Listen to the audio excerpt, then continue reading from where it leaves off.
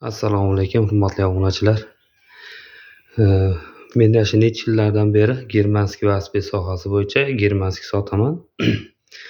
Mana velosipedlarimiz yaqinda videoga qo'ygandim. Mana shu xona to'la edi. Tashqari ham to'la, ichkari ham to'la. Mana velosipedlarimiz ancha bo'shab qoldi. Endi ba'zilar aytishyapti, mana bu yerda buncha, mana bu yerda buncha, misol 700 ming, 800 ming yo 500 ming sotishyapti. Nega sen qimmat sotasan? Birinchidan, puli o'zida, puli cho'ntagida. Kim qayerdan olishini o'zi biladi, kimga qanaqa. Birinchidan, yaxshi sifatli narsa arzon bo'lmaydi. Demak, arzonmi nimasidir bor.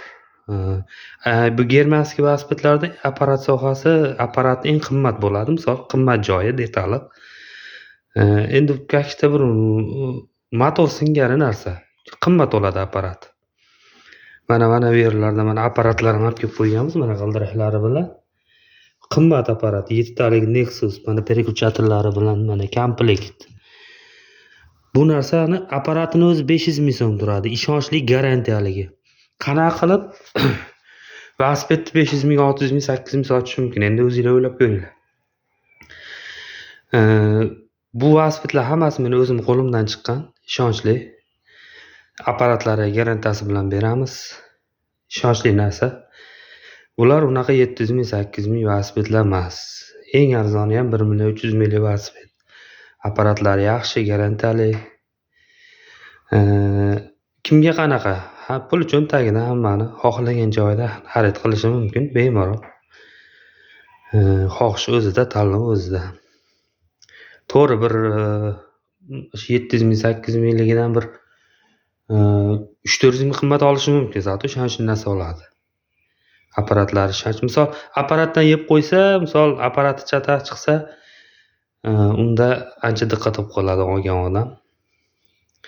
To'g'ri, 300-400 ming yo 500 ming qimmat olasiz, ishonchli narsa, garantiyali narsa.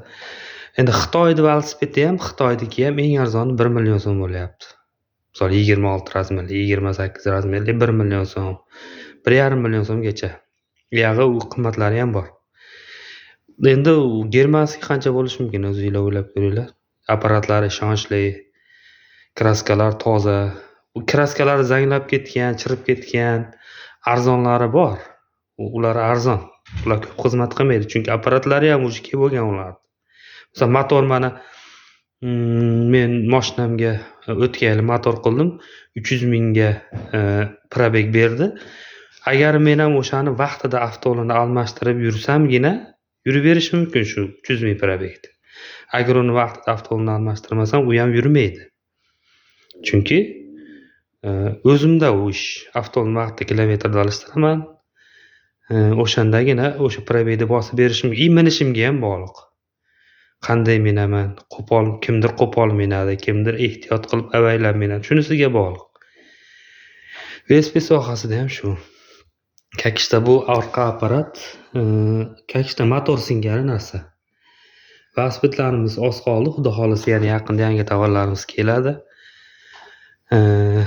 Agar meni fikrim to'g'ri bo'lsa, kommentariyada to'g'ri deb qoldirib ketinglar. Agar noto'g'ri bo'lsa, mayli, noto'g'ri deb yozib ketishlaring mumkin. Kimga qanaqa? Birinchidan, yaxshi narsa arzon bo'lmaydi, arzon narsa yaxshi bo'lmaydi. Agar fikrim to'g'ri bo'lsa, like bosib ketinglar.